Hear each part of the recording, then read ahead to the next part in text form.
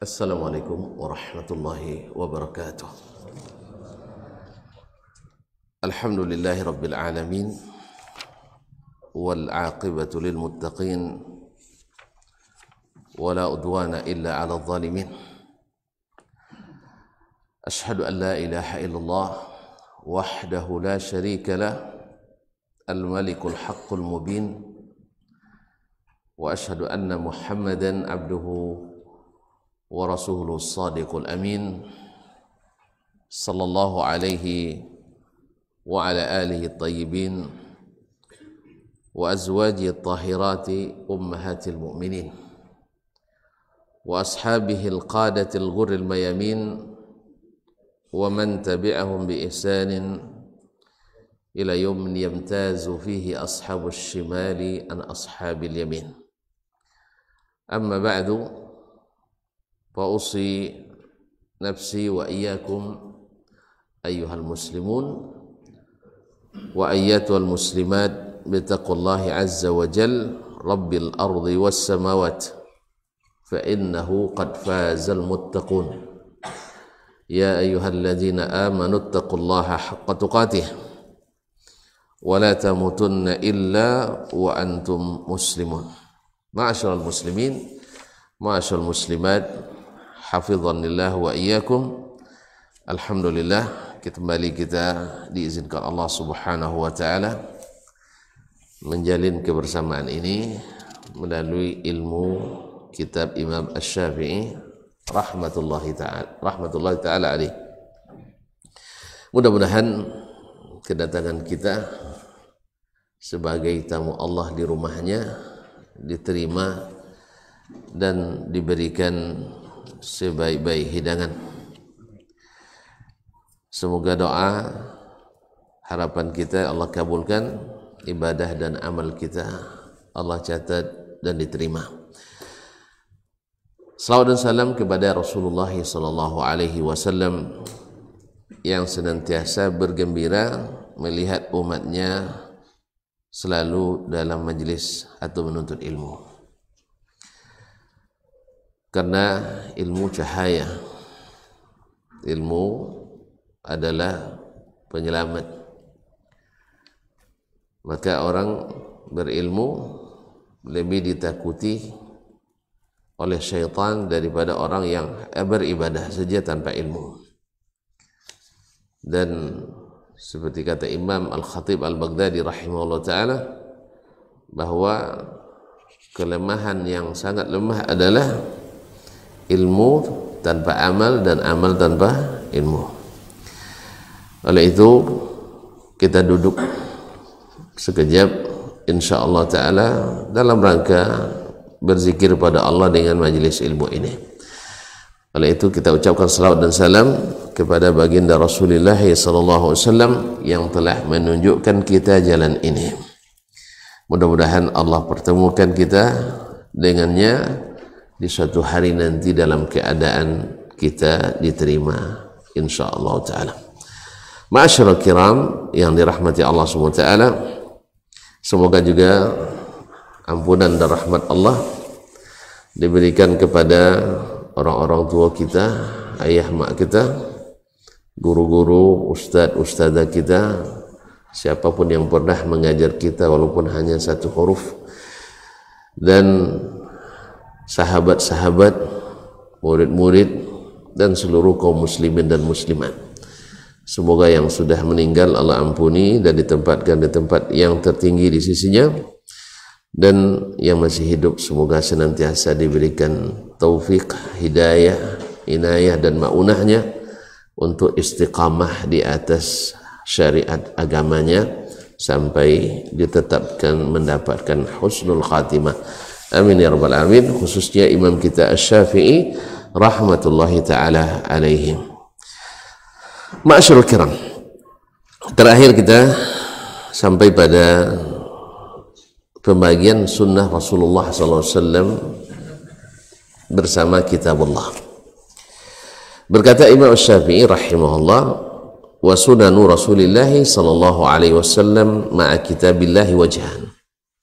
Sunnah Rasulullah sallallahu alaihi wasallam bersama kitabullah ada dua wajah, dua bentuk. Ini boleh sampaikan setelah dia jelaskan bagaimana posisi sunnah pada sebelumnya, bahwa dia adalah wajib, Allah wajibkan kepada kita untuk mengikutinya.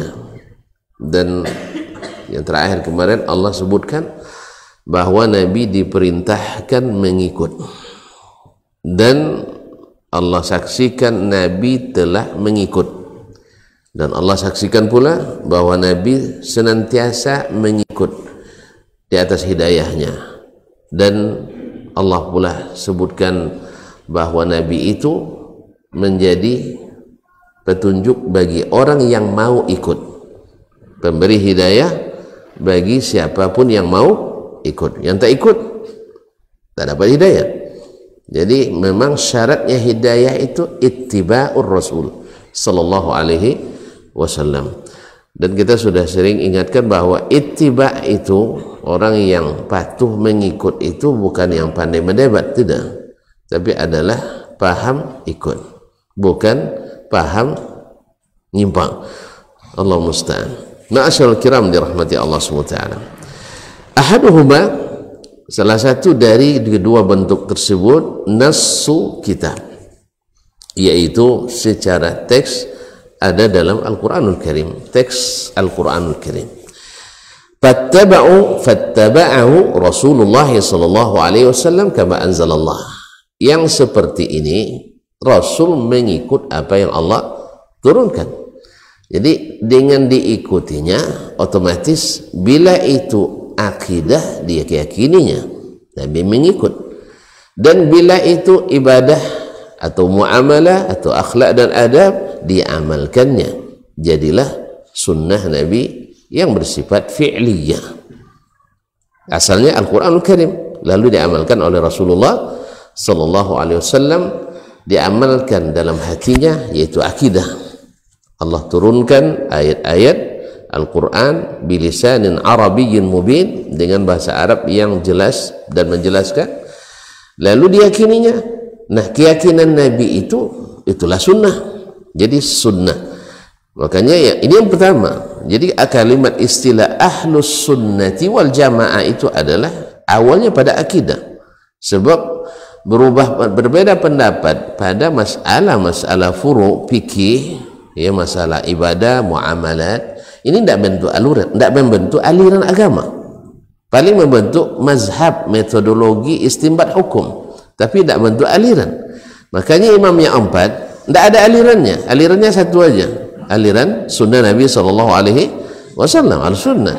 Walaupun mereka tak sepakat dalam seluruh masalah, ya, tidak sepakat dalam seluruh masalah, tapi tidak membentuk aliran, sehingga ahlus sunnah wal jamaahnya tak pakai embel-embel, paham kan?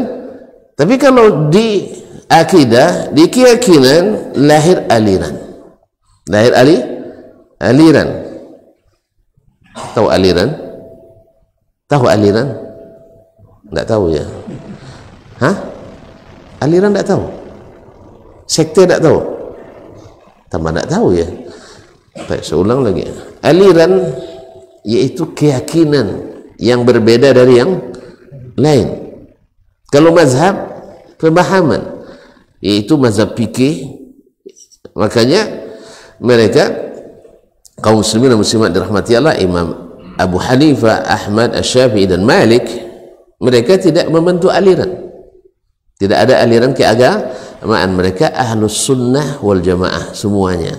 Tidak ada embel-embelnya. Ahlus sunnah wal jamaah al-maturidiyah, ahlus sunnah wal jamaah al-asy'ariyah, ahlus sunnah wal jamaah al-wahhabiyah. Tidak ada seperti itu. Paham tak? Tak paham saya, diam lagi saya. Kaum muslimin dan muslimat, ini tidak bentuk aliran agama. Makanya mereka tidak berkelahi. Sebab apa? Keyakinannya sama. Paham ya Pak? Tidak sama. Cuma berbeda dari masalah amaliyah furu'iyah. Amaliyah furu'iyah. Misalnya Imam Syafi'i menganjurkan untuk qunut subuh sepanjang masa. Imam Ahmad Malik, Abu Hanifah mengatakan tidak. Walaupun mereka berbeza dalam masalah tafsilnya. Abu Hanifah dia bilang tegas bid'ah. Ini tentu dia bilang bid'ah nih langsung masuk Abu Hanafi, ini bukan Syafi'i ini. Kaum muslimin dan muslimat dirahmati Allah. Ya, kalau Imam Ahmad dia katakan dia asalnya sunnah, tapi melazimkannya adalah bid'ah. Kalau Imam Abu Hanifah enggak, pokoknya bid'ah. Titik.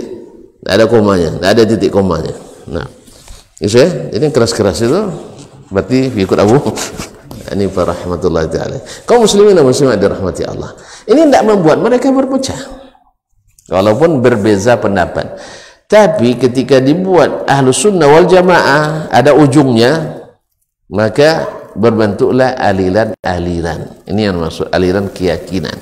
Aliran keyakinan. Jadi makanya para ulama as-salaf ya ketika menulis kitab akidah dulu namanya dengan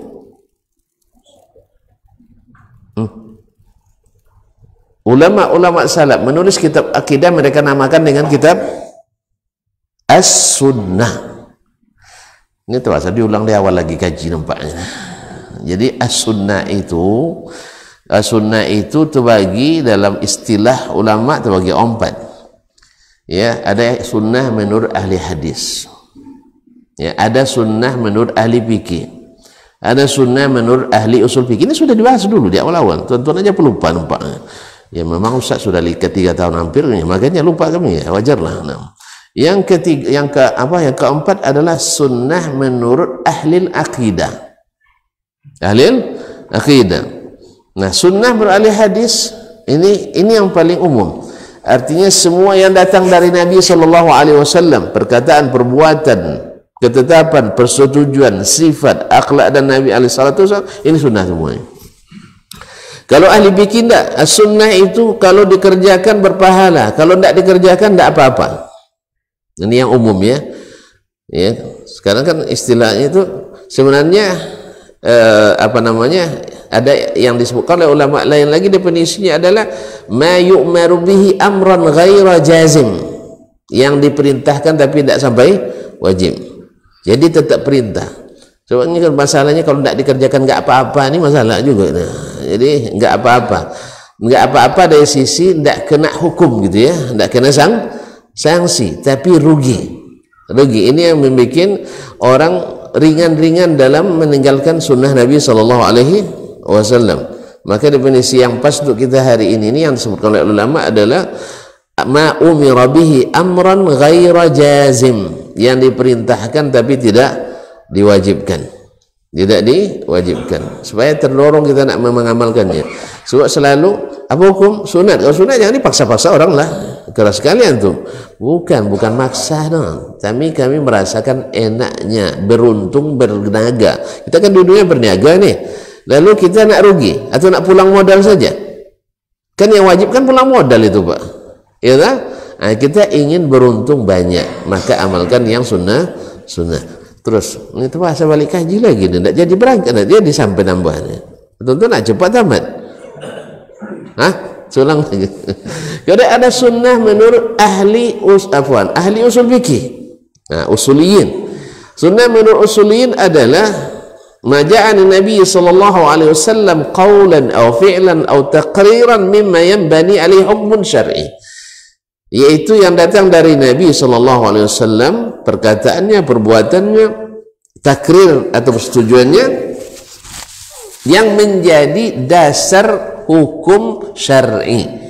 Artinya memuat hukum legal formal, bahasa murajalai. Ya, bahasa kami itu Pak. Ya. Legal formal, jadi dasar hukum syar'i, wajib, sunat dan sebagainya. Kalau tidak ada dasar hukum dalamnya tidak disebut sunnah, tidak disebut sunnah legal formal. Yang keempat adalah yaitu sunnah menurut ahlul aqidah. Yaitu sunnah menurut aqidah, yaitu man i'taqada mithla ma i'taqada Nabi sallallahu alaihi wasallam. Akidah yang diyakini oleh Nabi sallallahu alaihi wasallam. Maka mereka tulislah kitab-kitab akidah dulu dengan nama kitab As-Sunnah. Semisal As-Sunnah Imam Ahmad bin Hanbal, As-Sunnah Imam Abdullah bin Ahmad bin Hanbal, As-Sunnah Abu Bakar Al-Khallal, Syarhus Sunnah oleh Imam Al-Muzani, murid Imam Asy-Syafi'i, As-Sunnah Syarh Ushul Sunnah Al-Barbahari, dan masih banyak lagi kitab-kitab dengan nama As-Sunnah, maknanya adalah kitab akidah. Tapi orang-orang yang tak paham sunnah dibilangnya ulama salaf tidak menulis kitab akidah, sehingga dibalikkan ke yang mutaakhirin, ya, dikembalikan kepada mutaakhirin, sehingga itulah disebut mereka akidah Ahlussunnah yang sebenarnya. Mereka lupa bahwa ulama-ulama terdahulu lebih jauh daripada imam yang disebutkan sudah menulis kitab, cuman tidak disebutnya dengan tulisan kitab Al-Aqidah, ya. Istilah akidah kan belakangan, dulu namanya As-Sunnah. Inilah sunnah yang diyakini oleh Nabi SAW. Oleh sebab itu ketika mendefinisikan bid'ah, Imam Ibnu Hajar rahimahullah menyebut bid'ah itu adalah i'tiqadu syai'in lam yakun fi zamanin Nabi SAW, yaitu meyakini sesuatu yang tak pernah diyakini di zaman Nabi SAW. Itulah bid'ah itu. Nah, bila terjadi keyakinan berbeza dengan keyakinan yang sunnah, maka lahirlah Ahlus Sunnah wal Jamaah ini. Apa sebab? Karena sudah berbeza dengan aslinya. Jelas? Jelas enggak? Jadi kalau sudah ada kolaborasi, ada konsorsium antara sunnah dengan bid'ah, maka perlu label tambahan. Allah musta'an. Yang tidak ada dalam sunnah Nabi SAW. Berbeda dengan istilah as-salaf. As-salaf itu Nabi memang istilahkan ana salafu, ana khairu as-salaf, saya sebagai as-salaf. Itu istilah dalam sunnah. Tapi misalnya ahli sunnah wal jamaah, apa misalnya al-kullabiyah, ada dalam sunnah? Enggak ada. Ini pemahaman yang disuruh oleh Ibnu Kullab. Atau al-Asy'ariyah, ada dalam sunnah? Enggak ada. Ini dari Abul Hasan al-Asy'ari, walaupun yang sahih dan jelas beliau sudah meninggalkan keyakinan itu, yaitu pindah kepada keyakinan Ahlus Sunnah wal Jamaah tanpa Asy'ariyahnya, Cuman al-mutaakhirin mengingkari itu, tetapi mengingkari yang terang sama dengan ketika orang terbangun terlambat pagi kan, jam 9 oh masih malam gitu, masih malam, orang sudah pergi bekerja semuanya, tapi baginya masih malam, pintunya belum dibuka, itu jendelanya.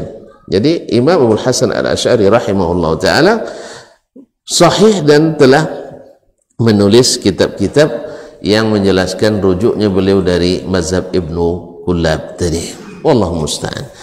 Ma'asyiral kiram di mana? Itu masuk balik gara-gara tuntun ini. Jadi istilah sunnah ada berapa tadi? 4. Jadi as-sunnah yang dimaksud yang membentuk aliran adalah aliran yang berkaitan dengan akidah. Kalau masalah fikih enggak. Makanya kena ulama dulu nak berkelahi karena berselisih pendapat. Betul, karena selisih pendapatnya bukan pada akidah. Mereka berselisih pendapat pada masalah-masalah yang sifatnya furu', yaitu fikih, baik ibadah, muamalah dan seterusnya. Adapun masalah-masalah akidah pun yang mereka perselisihkan juga bukan masalah usul, yang sebabnya adalah karena belum sampai dalil kepada mereka, setelah sampai mereka meninggalkan yang diyakini itu. Wallahu musta'an. Ma'asyiral kiram dirahmati Allah Subhanahu wa taala. Kemudian beliau mengatakan wal akharu jumlah. Yang kedua, yang lainnya adalah secara global, secara mujmal.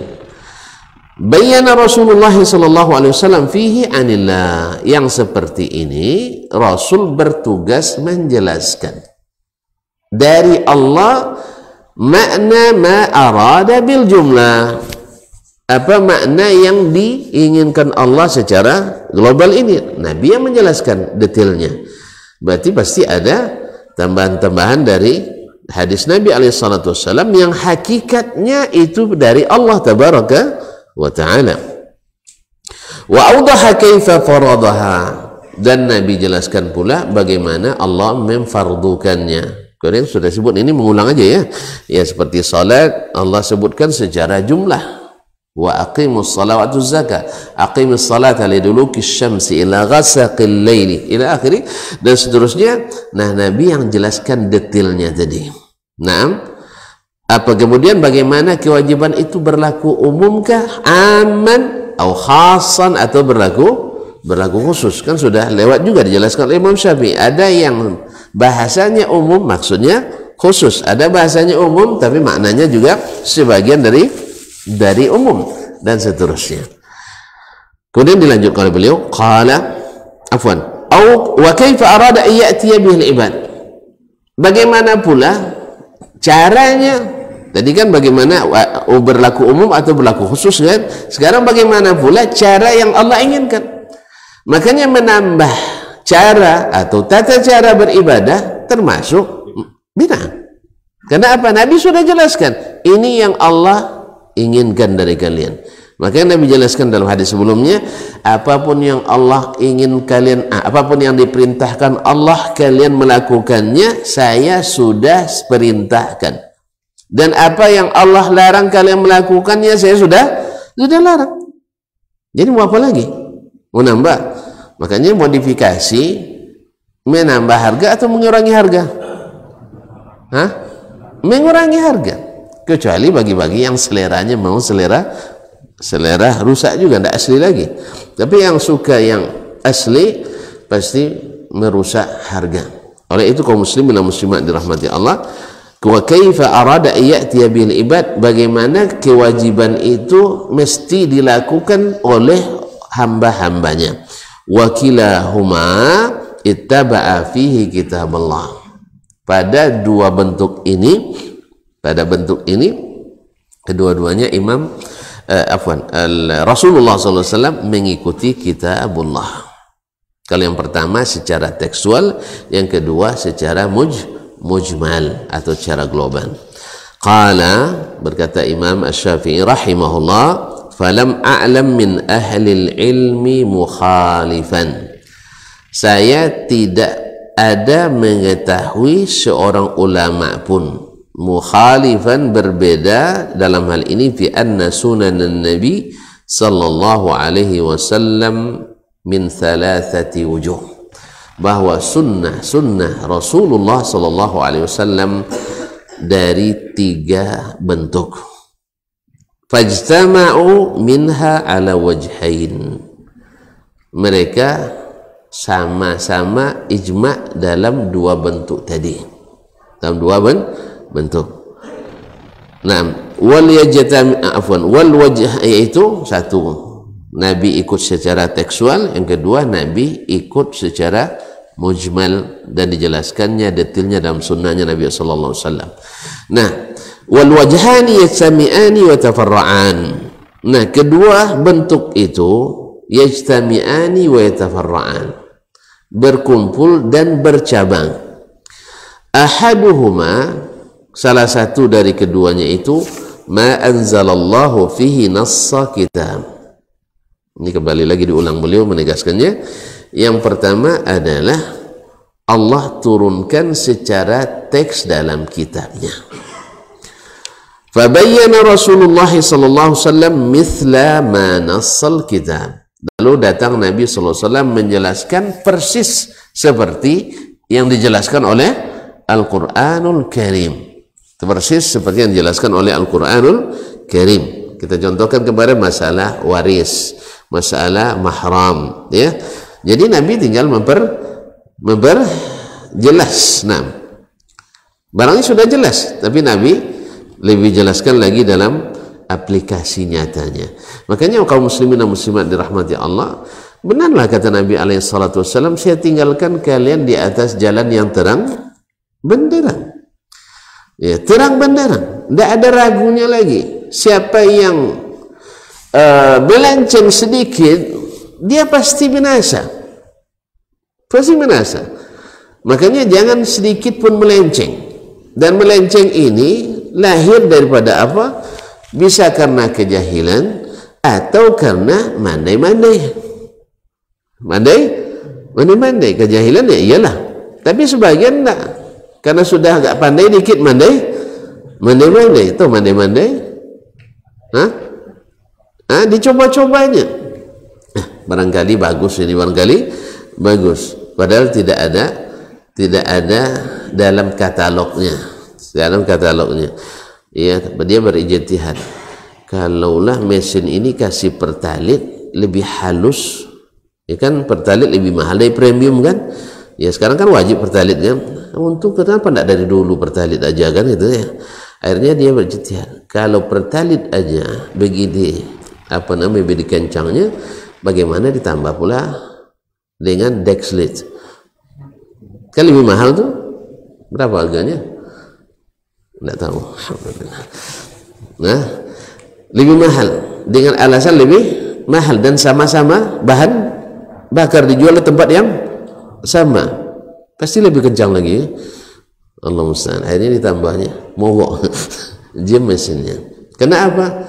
Karena oktannya berbeda, kandungannya berbeda. Oleh sebab itu coba-coba tidak boleh dilakukan dalam agama ini. Pastikan bahwa antum ikut Rasulullah sallallahu alaihi wasallam secara global dan detailnya, secara global dan secara terperinci. Sebab Nabi sudah bukan hanya menjelaskan sesuatu itu nih silahkan pahami menurut keyakinan masing-masing. Ada begitu? Enggak, Nabi yakinkan dengan perbuatannya sendiri, dengan ucapannya sendiri, sehingga jelas. Buktinya laporan kerjanya diterima oleh Allah dengan waraditu lakumul islamadina. Nah, siapa yang mencari lagi petunjuk selain daripadanya, maka pasti tersesat jalan. Oleh itu kaum muslimin dan muslimat, al-sunnah wal jamaah adalah yang mengikuti sunnah Nabi alaihi salatu wassalam dan tidak menambah embel-embel yang lain. Tapi tonton pakai gelar Wahabi katanya. Nah, gimana tuh? Al-sunnah wal jamaah al-wahhabiyah. Gimana? Gimana? Bukan yang buatnya. Yang benar nih. Tapi pendirinya Muhammad bin Abdul Wahab. Ini sebenarnya gagal paham gitu ya, gagal paham. Makanya silakan aja baca nanti kitab As-Sunnah Imam Ahmad, As-Sunnah Imam Al-Muzani murid Syafi'i, baca kitab Al-Asma' was Sifat Ibnu Mandah, dan baca kitab Al-Ulu Kitabul Arsh li Abi Syekh. Ini semuanya orang generasi salaf, sebagiannya sebelum Imam Abul Hasan Al-Ash'ari rahimahullah ta'ala. Jadi kalau ada yang mengatakan oh mereka tidak ahli akidah, tidak ahli akidah, subhanallah ya, Imam Syafi'i tidak ahli akidah, lalu saya tamat jurusan sosiologi ahli akidah. Hebat sekali Imam Syafi'i, subhanallah, dididik di generasi yang dakwahnya as-salaf mengikuti Rasulullah SAW. Rasul mencontohkan berdakwah akidah dulu apa tidak?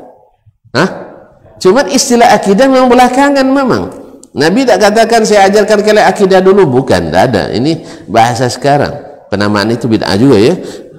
Ya kalau gitu nahu bid'ah, saraf bid'ah, balaghah bid'ah, majaz bid'ah dan sebagainya.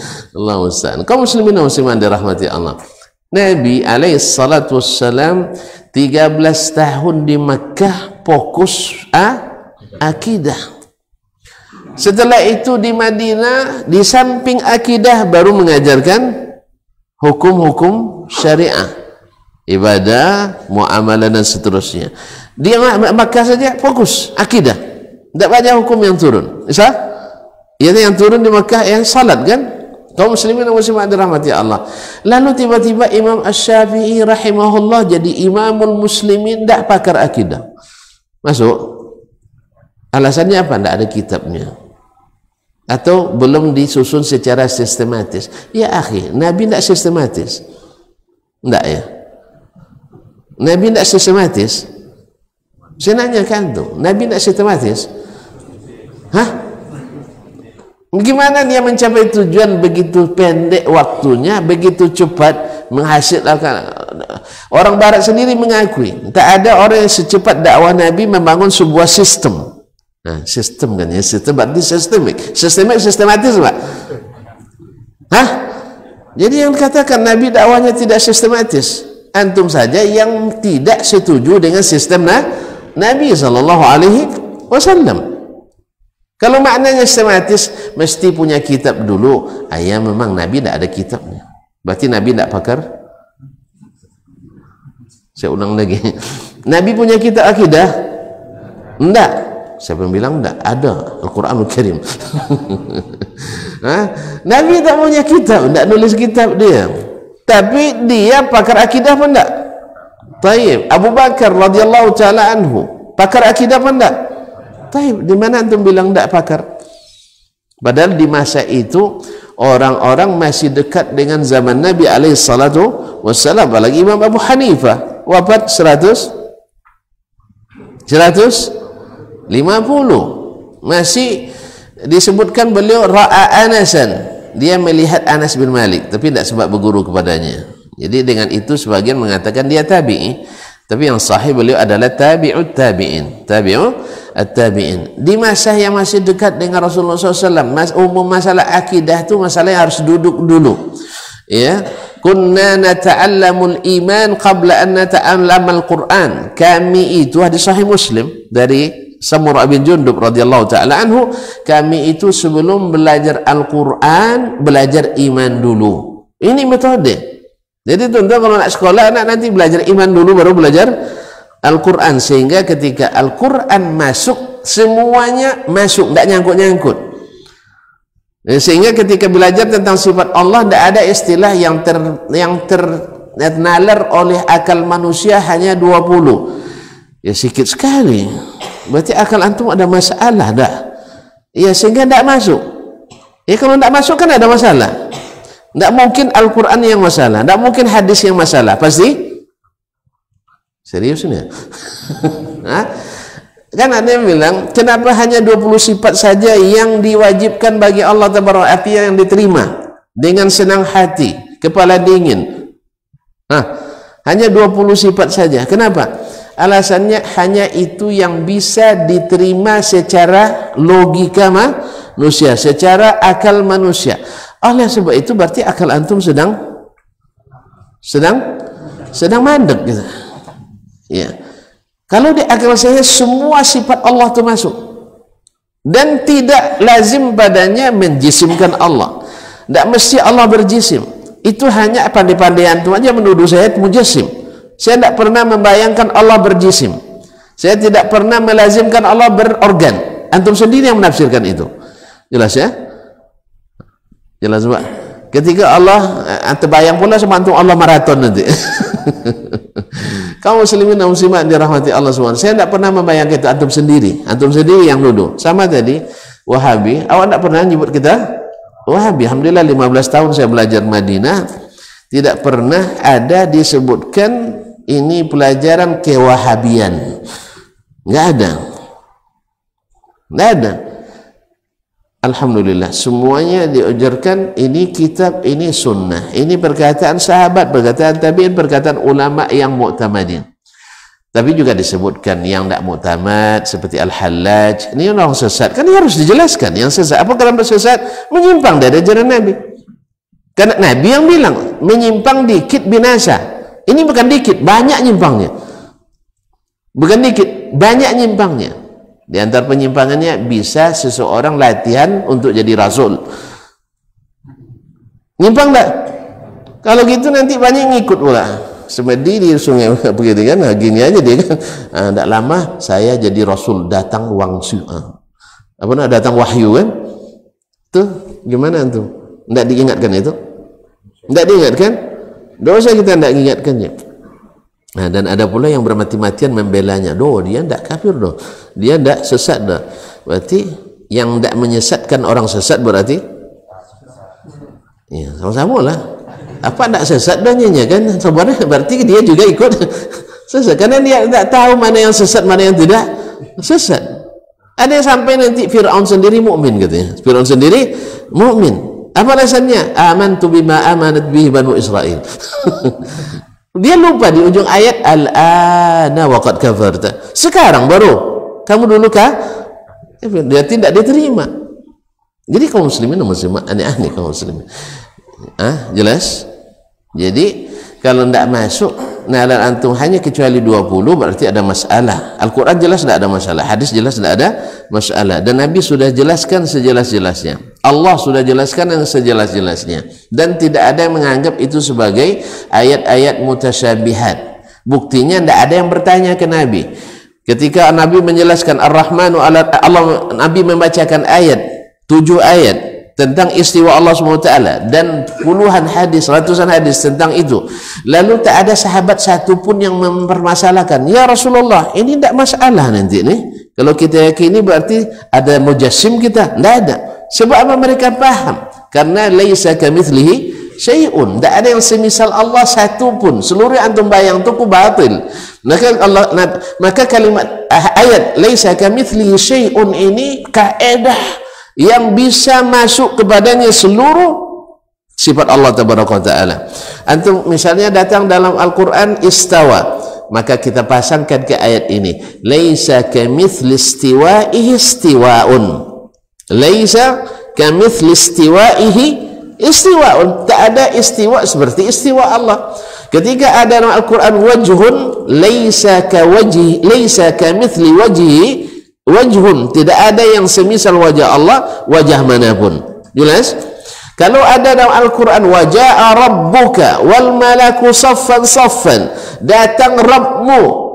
Nah kalau datang berarti berjalan kayak kita. Enggak, antum sendiri yang bayangkan itu. Makanya akal antum sedang ada masalah itu.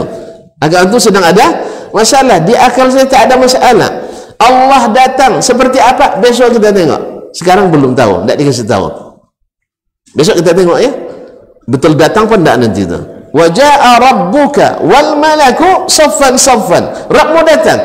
Lalu untuk meyakininya pasang kaedah, laisa kamitsli maji'ihi maji'un. Tidak ada yang semisal datangnya Allah datang manapun. Jelas? Kalau Allah Nabi sebutkan Allah tertawa melihat hambanya yang bertaubat. Ya, tertawa ya. Jangan antum bayangkan ketawa nampak giginya, nampak gigi. Terbahak-bahak dia, antum sendiri akal antum sedang ada masalah. Kalau akal saya tidak, laisa kamitsli dahikihi dahikun, tidak ada tertawa yang sebisal tertawa Allah tabaraka wa taala. Jelas? Ada dalam hadis misalnya Allah SWT meletakkan qadamnya, meletakkan kakinya dalam neraka. Padam neraka bilang cukup, qat. Kita katakan, antum bayangkan, oh berarti kakinya jangan-jangan berpanau pulanya ya. Itu akal antum yang tidak sehat. Kalau akal saya katakan laisa kamitsli qadamihi qadamun, tidak ada yang semisal kaki Allah, kaki manapun. Selesai semuanya masuk. Jadi makanya kalau antum pakai Al-Quran dan hadis masuk semuanya. Tapi kalau pakai kaedah-kaedah dan hadas banyak yang tidak termasuk. Berarti yang menerima lebih banyak lebih sehatkah atau yang hanya sedikit yang masuk? Saya ulang lagi. Kalau antum sedang belajar sekarang, lalu semuanya masuk, bisa diserap semuanya. Sebagian pusing, saya tidak bisa paham. Gimana? Mana yang lebih sehat? Mana yang lebih sehat? Yang masuk atau yang tidak masuk? Ya masuklah. Karena akalnya masya Allah, betul juga masih original, masih original asli. Ini sudah KW yang lainnya, yang lain sudah KW. Jadi ikhwani fillah, mohon maaf ya, mohon maaf ini bahasanya agak vulgar dikit, tapi memang harus dijelaskan ini, harus dijelaskan. Sebab orang juga tidak tanggung-tanggung kadang memfitnah gitu, bahwa kita tidak berakal, kita tidak menggunakan akal. Aku kan tidak pernah juga sebut orang tak menggunakan akal kan, tapi kita tuduh tidak menggunakan akal. Lalu gimana antum nak mendidik anak, bagaimana nak cari istri tidak pakai akal? Datang tiba-tiba tutup akalnya, ya pokoknya ancak sodo nampak kan. Tidak ada cerita, semua kita menggunakan akal. Cuma ada akal yang tersumbat, ada yang akal yang lancar. Itu aja. Kalau terlalu banyak masuk karat-karat pemikiran, akhirnya banyak yang tersumbat, tidak lancar. Akhirnya stroke pemikirannya. Kalau dengan Al-Quran dan Sunnah semuanya lancar. Sebab apa? Ketika masuk di pemeriksaan, pasnya, oh Quran Sunnah lewat. Kalau ini apa? Nah, ini pemikiran Asy'ari. tunggu dulu, pas apa tidak? Ini pemikiran Maturidi, ini Kullabi, ini Syi'i dan sebagainya. Akhirnya tidak masuk. Apa sebab? Nggak lulus di gerbang gaib pemeriksaan kaum muslimin dan muslimat yang dirahmati Allah SWT. Jadi Al-Quran Sunnah itu semakin masuk pikiran berarti semakin sehat. Tapi kalau semakin banyak yang tidak masuk berarti ada masalah dengan cara berpikir kita. Ini kembali ke Imam Syafi'i tadi. Nah, dituduh tidak pakar akidah, tidak pakar akidah. Subhanallah, padahal beliaulah yang disebut dengan Nasirul Hadis, Nasirus Sunnah. Dan sunnah hadis itu semuanya akidah, semuanya akidah. Sebab antum dihadapkan pada ini benar dari Nabi atau tidak, keyakinan kan, ya kan? Kadang masalah salat hukumnya wajib menurut siapa? Allah dan Rasul. Akidah dah. Taib, antum melaksanakan salat seperti ini terima, yang ini ditolak. Akidah apa tidak? Akidah. Maka semuanya akidah. Mustahillah orang sekelas Imam Asy-Syafi'i, sekelas Imam Ahmad, sekelas Imam Abu Hanifah tidak ahli dalam bidang akidah. Sampai datang Imam Ibnu Kullab, datang Imam Al-Jahmi, datang Imam Al-Ash'ari, Imam Al-Maturidi. Jelas? Jelas? Jelas? Apa yang jelas? Ya, bahwa ada tak ada kitab itu bukan alasan. Sama dengan orang mengatakan masa keemasan Islam itu adalah di abad ketiga di masa Bani Abbasiyah. Tidak, salah besar. Salah besar. Masa keemasan Islam itu di zaman Muhammad sallallahu alaihi wasallam. Apa dalilnya? Apa dalilnya? Radhiyallahu anhum wa radu anhu. Jelas? Khairul quruni qarni. Khairul quruni qarni. Sebaik-baik generasi-generasi saya. Maka salah kita dalam menjadikan ikutan. Ketika salah dalam buat pernyataan, salah menjadikan ikutan.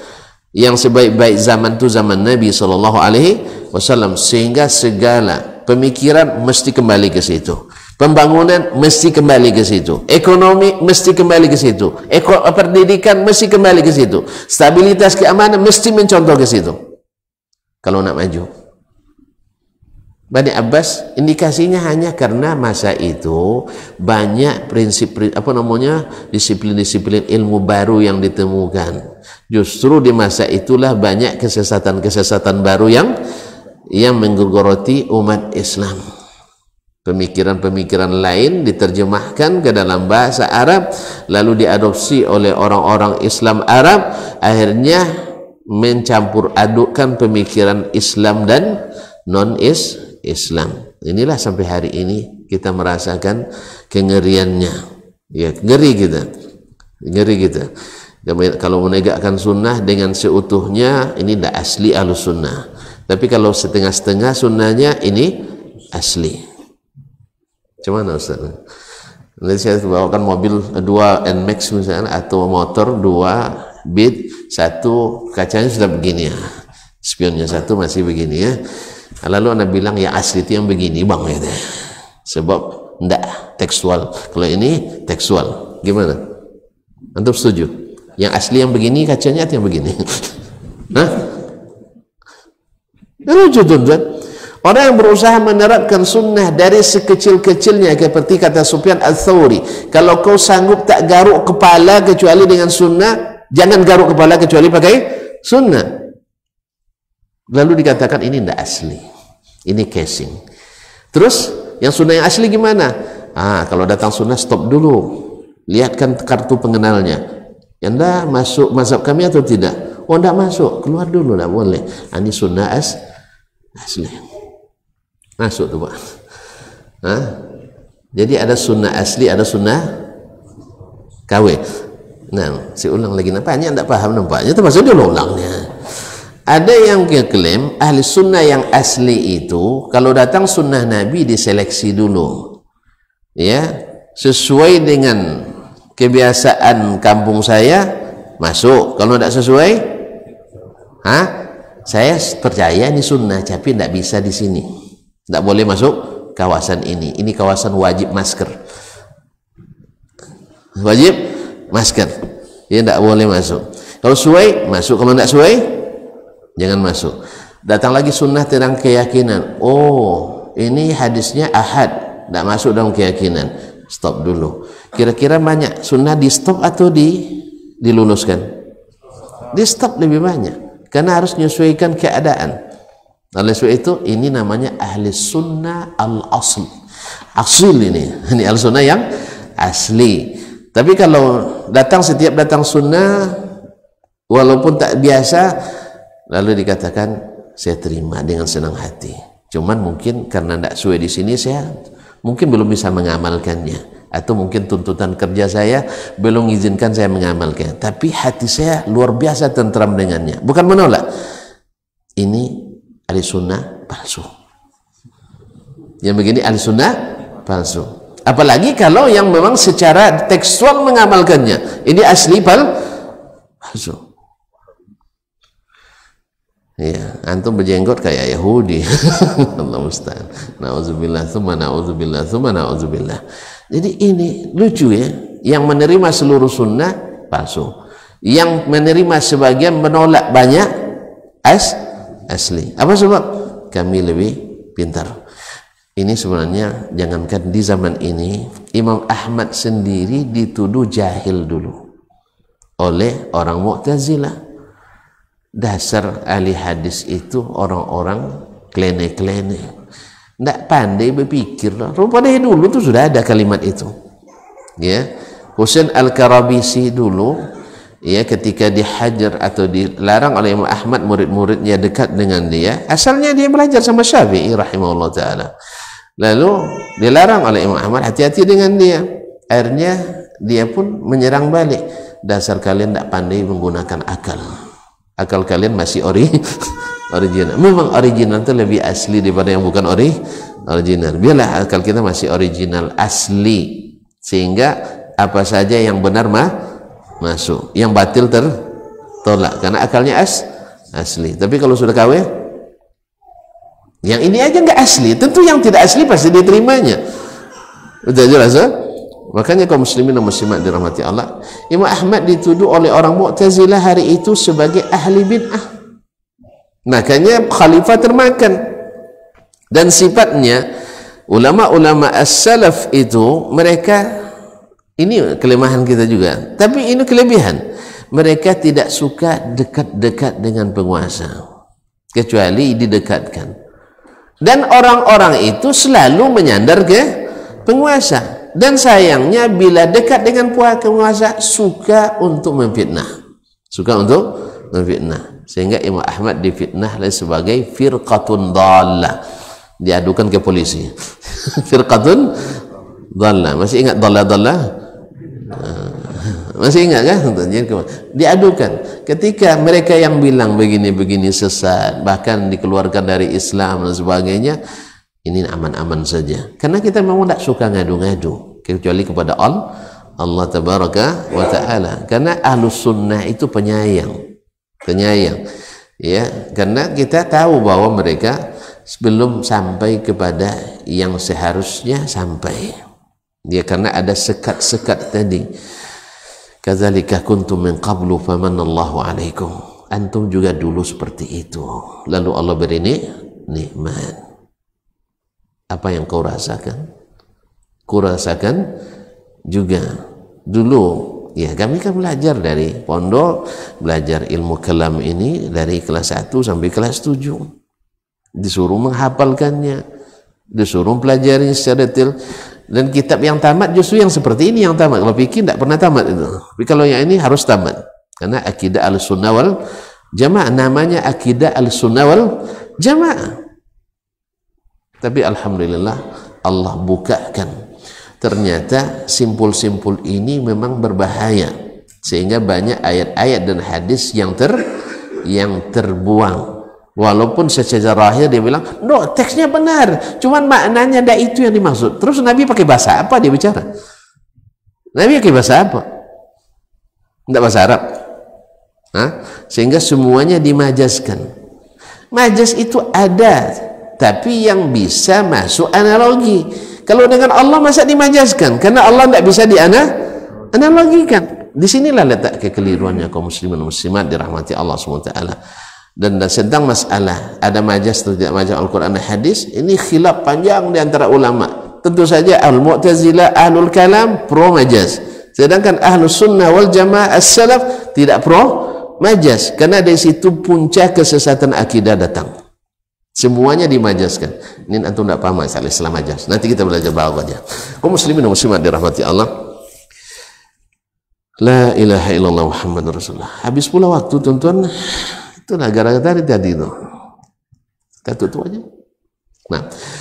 Nah, jadi fabayyana Rasulullah mithla ma nasal kitab wal akhar mimma anzala fi jumlata kitab. Dan yang kedua, yang pertama tadi secara tekstual Nabi jelaskan seperti yang dijelaskan oleh Al-Qur'anul Karim, termasuk masalah akidah tadi. Masalah akidah ini sudah jelas sejelas-jelasnya. Nabi jelaskan persis seperti Al-Qur'anul Karim. Tidak ada penjelasan selain itu. Oleh itu segala penjelasan yang tak ada dalam Al-Quran dan hadis pasti sesatnya. Pasti sesatnya. Tak boleh bilang sesat, bahaya. Bahaya sih. Lalu gimana kita bilang? Hah? Kalau tidak sesat? Menyimpang. Ini kan tidak boleh bilang. Kafir kan tidak boleh. Harus non-Muslim. Kalau gini dapat hidayah non hidayah, non hidayah. Kaum muslimin dan muslimat dirahmati Allah, memang harus pandai berbahasa hari ini. Wal akhar mimma anzalallah fihi jumlat kitab. Yang kedua sunnah itu Allah jelaskan secara global dalam Al-Quran. Fabayyana anillahi makna ma'arad. Lalu Nabi jelaskan makna yang diinginkan Allah. Nah sekarang kalau bicara lagi tentang as-sunnah tadi dalam akidah, Nabi jelaskan persis seperti yang Allah kabarkan. Lalu atau dapat keterangan dari mana? Ketika Allah menjelaskan dia istawa, Nabi jelaskan juga Allah istawa. Ketika Allah jelaskan dia datang, Nabi jelaskan juga Allah datang. Ketika Allah sebutkan dia ridha, Nabi jelaskan pula dengan bahasa Allah ridha. Lalu dapat dari mana antum bahwa istawa dengan mana istaula? Hadis palsu pun tak ada. Hadis palsu pun tidak ada. Berarti antum memaknai Al-Quran dengan makna yang tidak dimaknai oleh Rasulullah SAW. Wah, mana kitabnya? Ya Nabi memang tidak ngarang kitab akidah, kan ada bilang kitabnya Al-Quran dan hadis.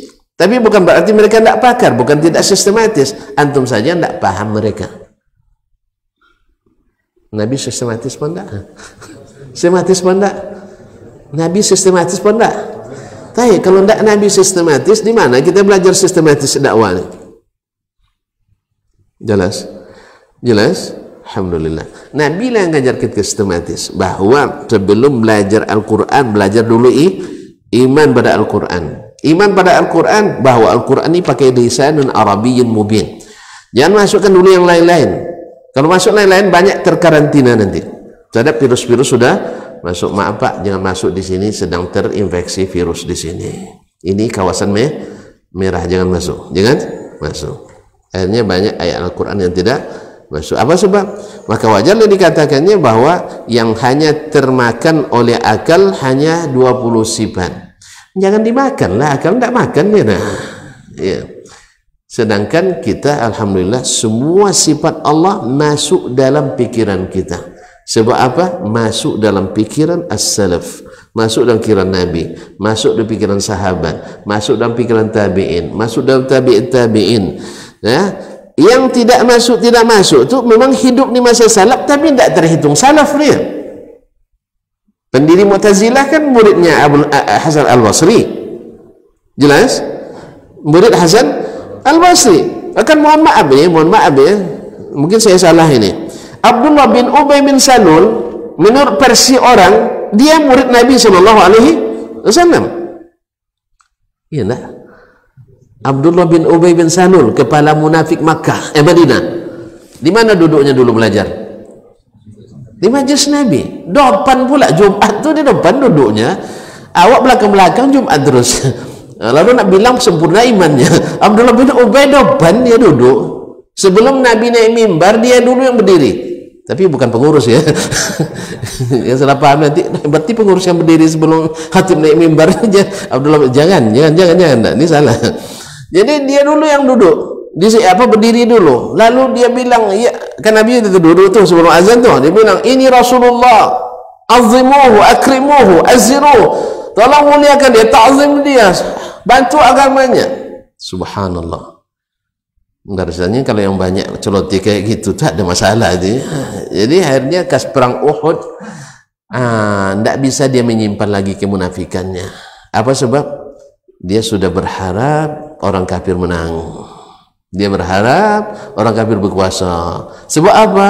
Pasukan Quraisy 3.000, kaum muslimin hanya 1.000. Pasukan Quraisy pasukan apanya, berkudanya banyak. Pasukan muslim berda hanya 2 kuda saja. Coba bayangkan. Tentu dalam pikiran mereka. Dan perbekalan umat Islam, perbekalan terbatas logistiknya. Orang Quraisy bawa 1.000 onta untuk perbekalannya. Jadi ini pasti kalah umat Islam. Akhirnya dia tarik pasukan. Ketika sampai di Ajmatus Syaikhain, Hayul Mustarah sekarang, lalu ditarik pasukan 1/3. Wa thuluthul katsir, 1/3 itu banyak. Nah, besok selesai perang Uhud kan Nabi menang kan? Nabi menang. Nah, setelah selesai perang Uhud, besok Jumat pertamanya berdiri lagi dia. Tidak malu. Berdiri lagi dia. Ayuhan nas. Sahabat yang duduk situ tarik sarung. Weh, ijlis. Ijlis. Kami dah tahu kamu aduullah katanya. Kami dah tahu kami musuh Allah tabaraka wa taala. Dia salah strategi. Cepat-cepat unjuk gigi. Sama sekarang kaum munafikin hari ini dah mulai banyak nampak kan? Iya, dah mulai nampak. Dikiranya nanti umat Islam akan tersingkir dari negeri ini. Insya Allah Allah akan membantu agamanya sekalipun kita tidak membantunya. Ma'asyarul kiram dirahmati Allah SWT.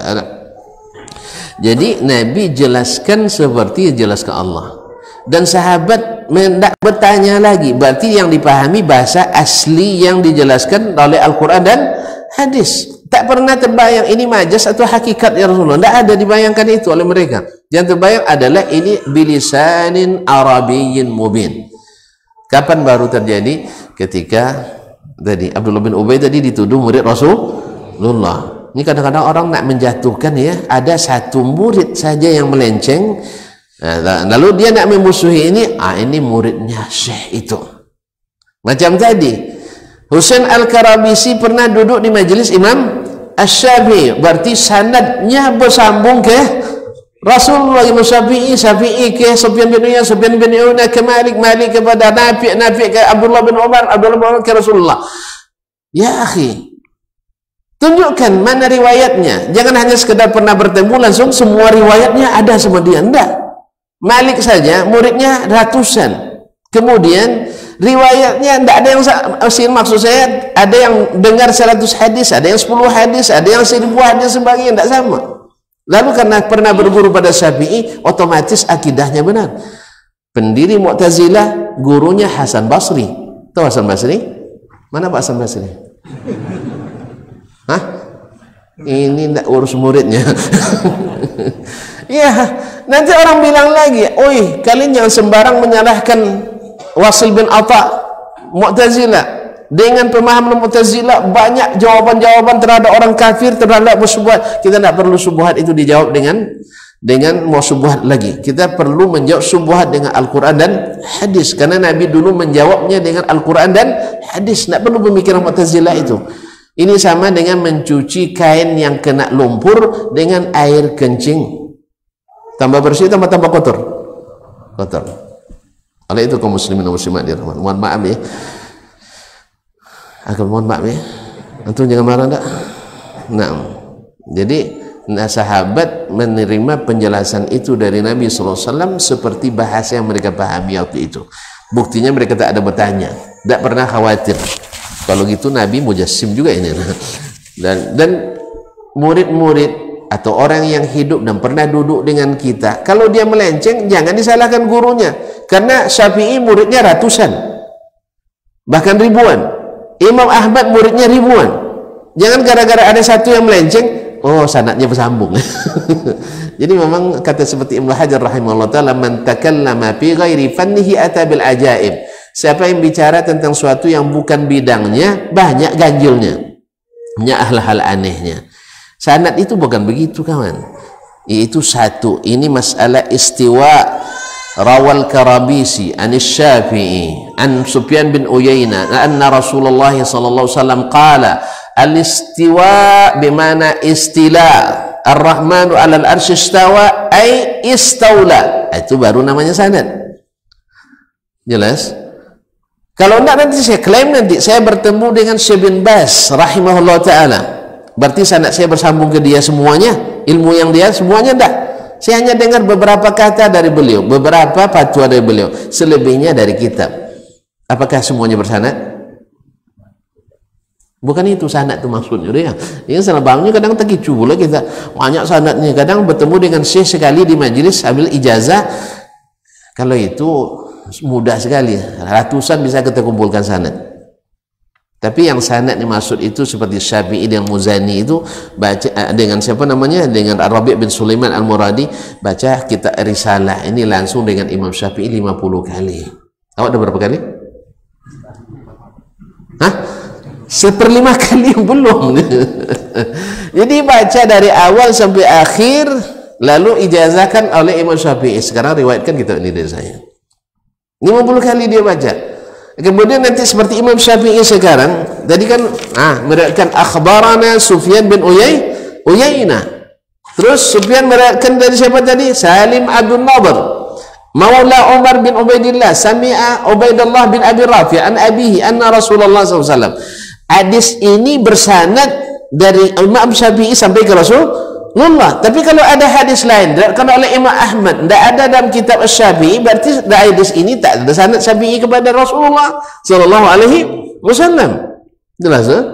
Jadi jangan gara-gara As-Saji murid Imam Ahmad, Imam Syafi'i rahimahullah taala, lalu berguru Imam Abdul Hasan dengan As-Saji, lalu semua pendapat Abdul Hasan dari Rasulullah.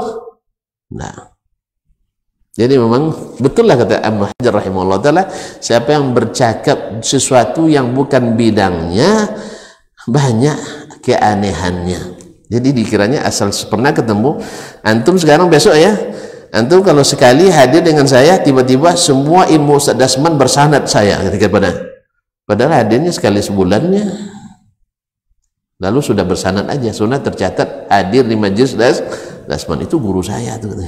Betul guru, tapi tidak semua ilmu antum ambil langsung daripadanya. Maka dalam ilmu hadis ada seorang muhadis berguru pada seorang muhadis lain, tapi pada suatu hari dia tidak sempat hadir, tapi dia terima dari murid yang lain, tapi dia sebutkan Syekh Dasman berkata, ini namanya tadlis, hadisnya dhaif.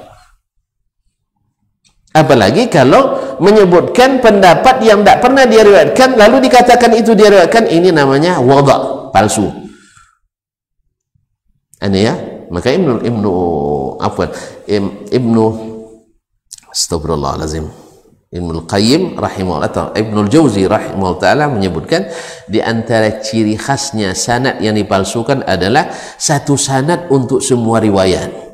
Pokoknya semua riwayat dalam agama ini dari sanad ini sampai Rasulullah sallallahu alaihi wasallam. Seperti yang banyak diklaim orang-orang tarekat, orang-orang sufi, ya sanadnya sampai ke Rasulullah. Seolah-olah semua amalan dalam tarekat itu dari Rasulullah. Mungkin ada satu dua mungkin.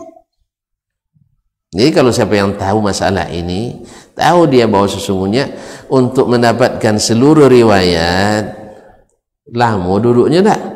Lama duduknya? Lama.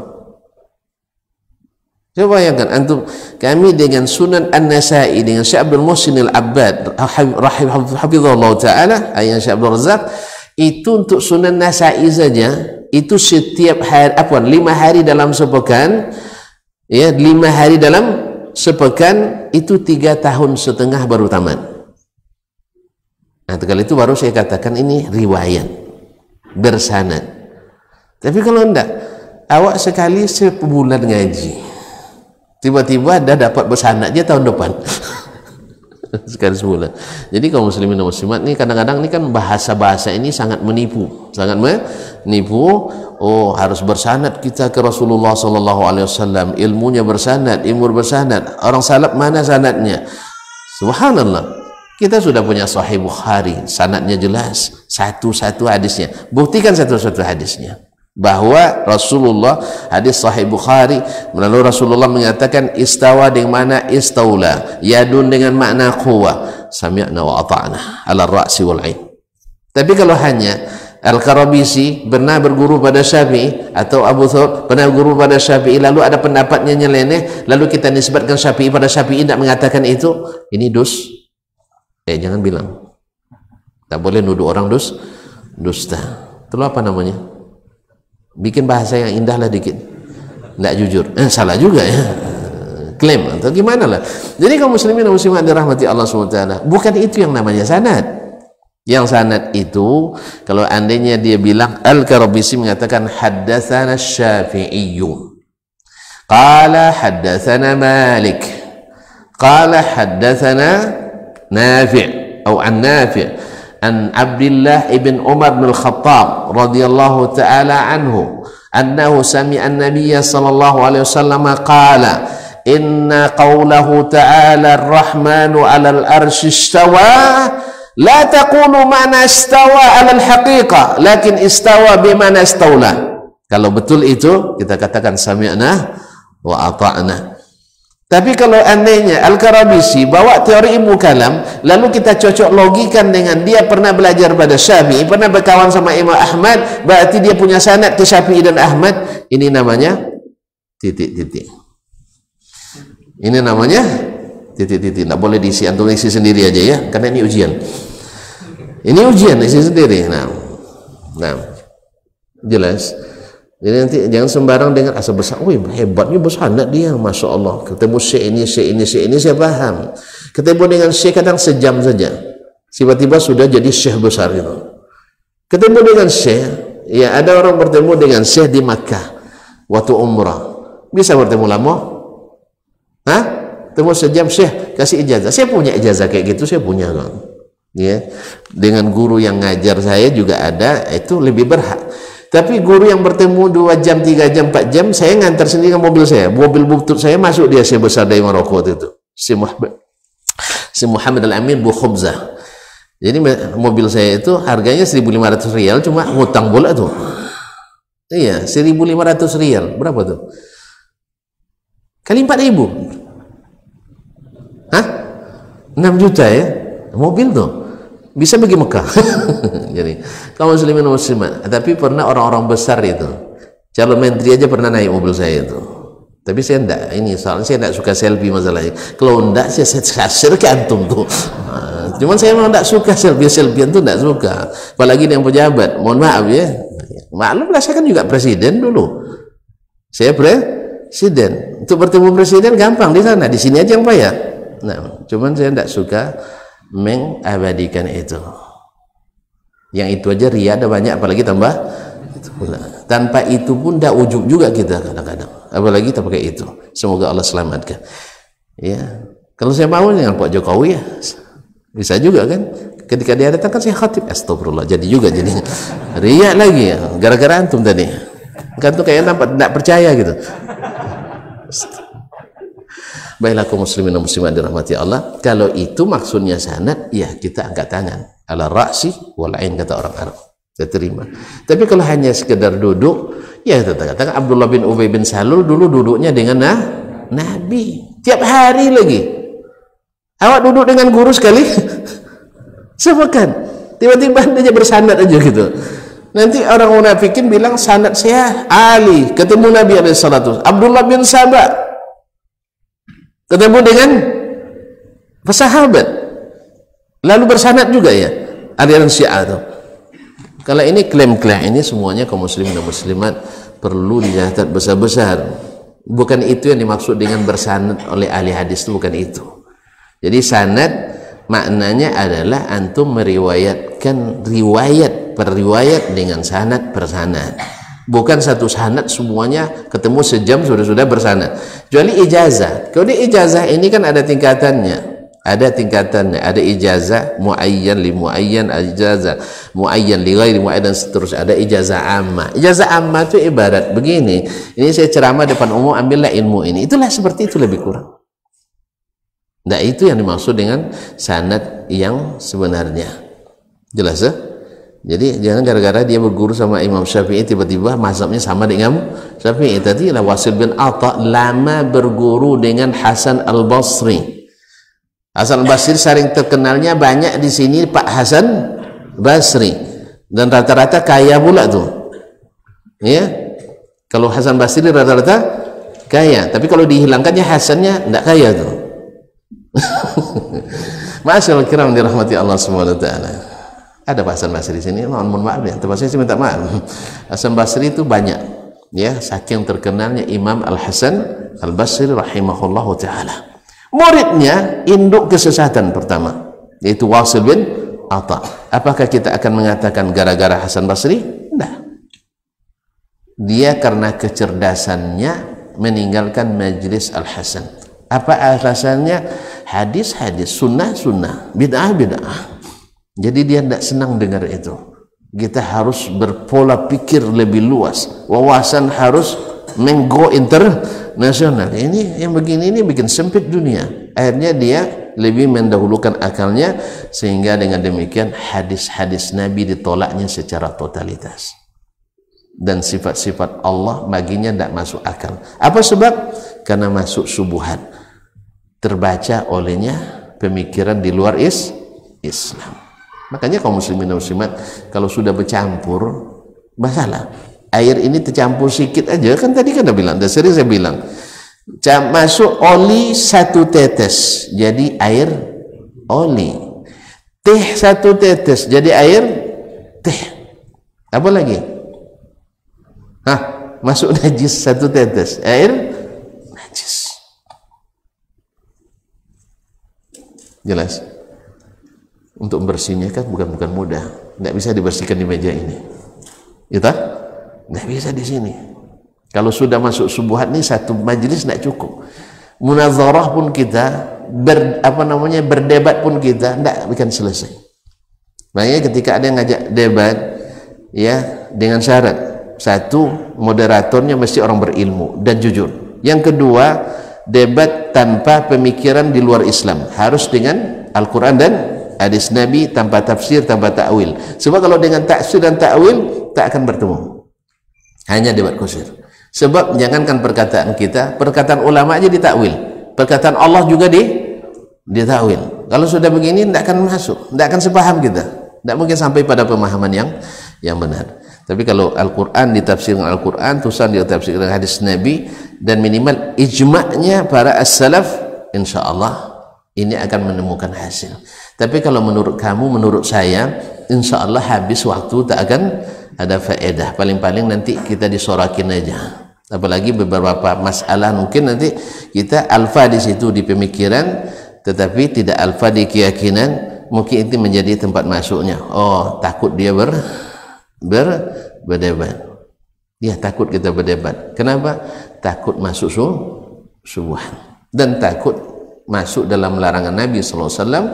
Nabi memang melarang kita suka berdebat. Cuman sayang hari ini yang hebat adalah yang paling pandai berdebat. Iya tak? Ya, kalau nak cari presiden kan harus pandai berdebat. Cari Pak RT harus pandai berdebat. Makanya kalau yang pandai berdebat banyak cito sekene kojo. Allah Ustaz. Banyak cito sekene kojo. Astagfirullah, waktu dah lewat ya. Kita cukup sampai di sini lah. Na'am wa bayyana anillah makna ma arada wa hadzal wajhan alladzani lam yakhtalifu fihima. Yang dua ini tidak ada khilaf di antara ulama. Satu, secara tekstual Al-Quran Nabi jelaskan seperti itu. Ini umumnya masalah akidah seperti ini.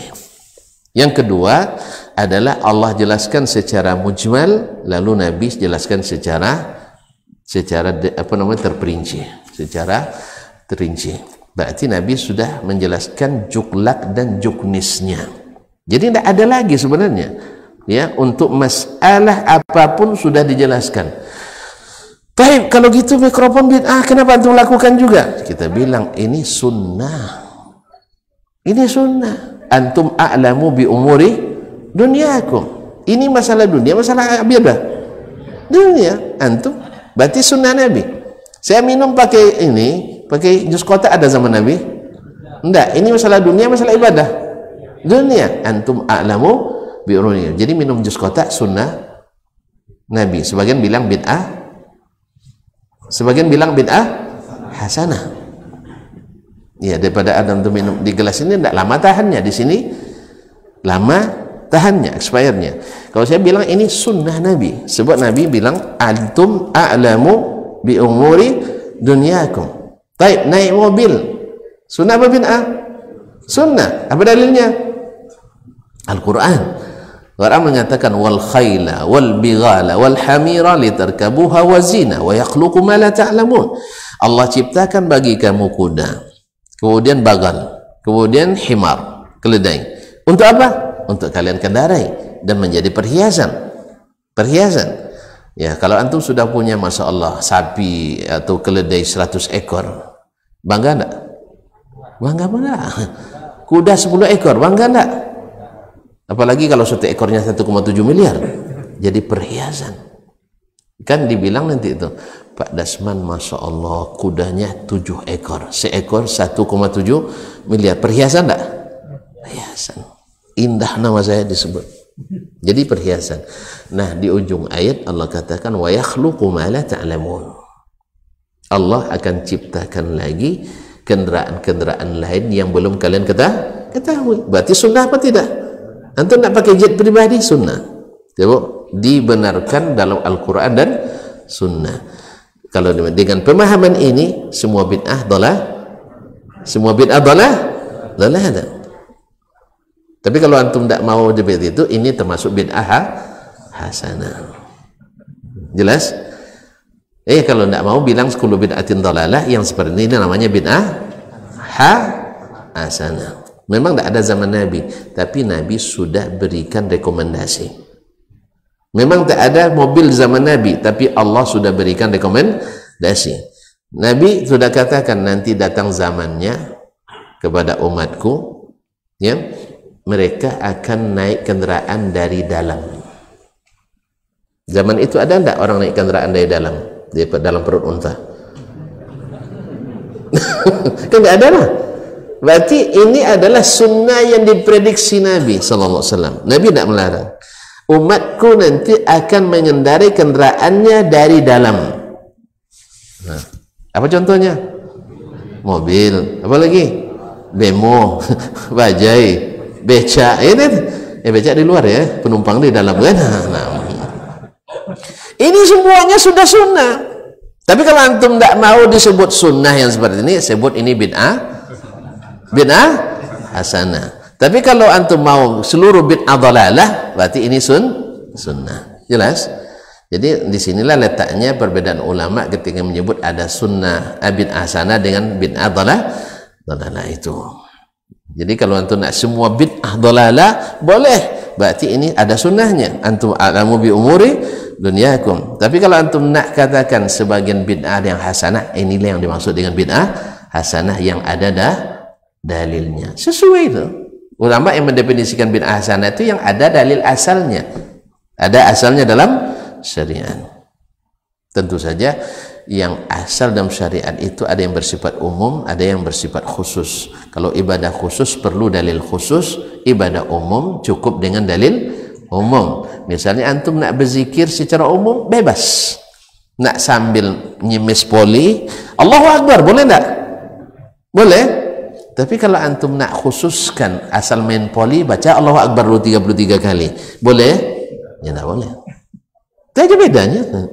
Yang khusus perlu dalil khusus. Amalan umum cukup dalil umum. Di sini yang kadang tidak duduk oleh kita masalahnya. Sebab belajarnya sambil berdiri, tidak sambil duduk. Terima kasih, mohon maaf ya, sampai di sini dulu. Gara-gara beliau ini meragukan saya itu dia. Jadi terpaksa saya banyak bawa bukti-bukti. Terima kasih. Jumpa kembali insya Allah pekan depan. Mudah-mudahan antum dalam keadaan sehat walafiat dan semoga wabah ini segera berlalu. Kita sudah tidak mau lama-lama lagi ya, walaupun hikmahnya banyak, tetapi ke Allah kita minta kepadanya dengan penuh harap, mudah-mudahan kita kembali normal, kembali seperti hari-hari biasa, dan semoga menjadi pelajaran juga bagi kita bahwa kita memang butuh kepada Allah Tabaraka wa Ta'ala. Subhanakallah bihamdik, asyhadu an la ilaha illa anta, astaghfiruka wa atubu ilaik. Wassalamualaikum warahmatullahi wabarakatuh.